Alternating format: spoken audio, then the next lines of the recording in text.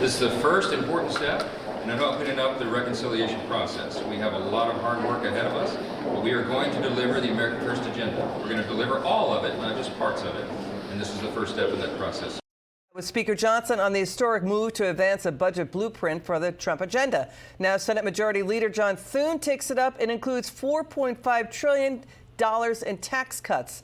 The issue is making those cuts permanent. It's also about the complaints about overspending, also about cuts to Medicaid. Now, the GAO just reported $2.8 trillion in government overpayments, including out of Medicaid and Medicare. Joining us now, Congressman Mike Lawler from House Financial Services. Congressman, it's always a pleasure to see you again. Thanks for joining us. Do you think the Senate Republicans will inevitably enact the Trump agenda and the Trump tax cuts? Yes, we have no choice. We have to work as a team to get this legislation across the finish line. It's going to be a long and arduous negotiation as we work through the different issues. But we have to stick together to pass the final bill. Our margins in both the House and the Senate are not large enough for people ultimately to peel off, which is why the negotiation will matter. And making sure that we fulfill the commitments made by the president, from securing the border to strengthening our military, increasing domestic production of energy, providing tax relief to millions of hardworking middle-class families, including lifting the cap on salt, which is a top priority for me and something President Trump has made clear he supports, and reining in the size and scope of the federal government. We have a $7 trillion budget. We are approaching $37 trillion in debt. Democrats say that they understand this is a problem, and yet the moment you start talking about reining in the size and scope of government, they break out in mass hysterics and lie to the American people. How are they lying? Are they lying about Medicaid cuts? What are the lies?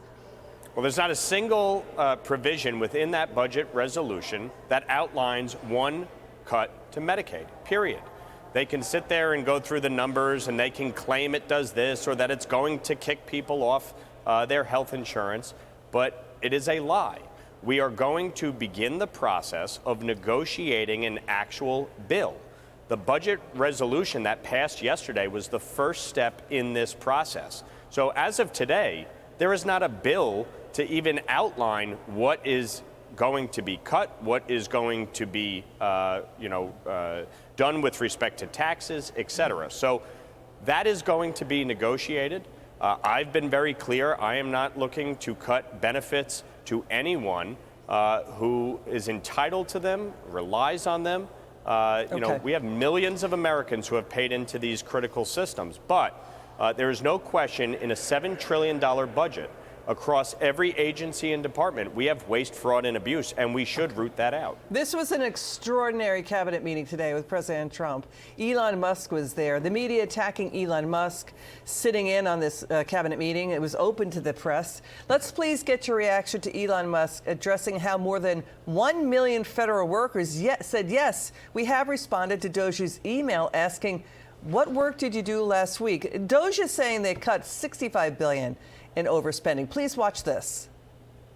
I think that email perhaps was misinterpreted as a performance review, but actually it was a pulse check review. Do you have a pulse? Do you have a pulse and 2 neurons? So if you have a pulse and 2 neurons, you can reply to an email.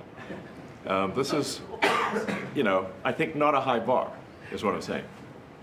This is, anyone could accomplish this. But what we are trying to get to the bottom of is we think there are a number of people on the government payroll who are dead, which is probably why they can't respond. A number of people on the government payroll who are dead. Congressman, what do we know about that? That's the first I'm hearing of that. Obviously, over the last few years, many government employees have not come into a physical workspace. And so, I think a big part of what is trying to be accomplished by the administration is to get people back into work physically and make sure that we're doing the work of the American people. Congressman Mike Lawler, thank you so much for taking the time to talk to us tonight. It's good to see you.